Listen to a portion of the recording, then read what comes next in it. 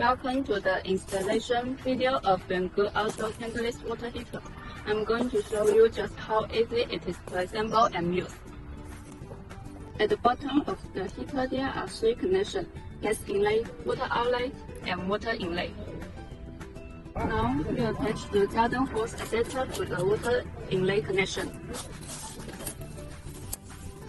followed by the water pump.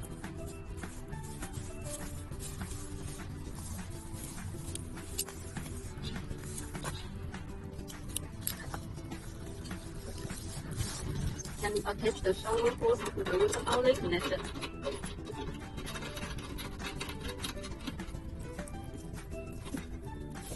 Now we connect the oven hose to the gas inlet.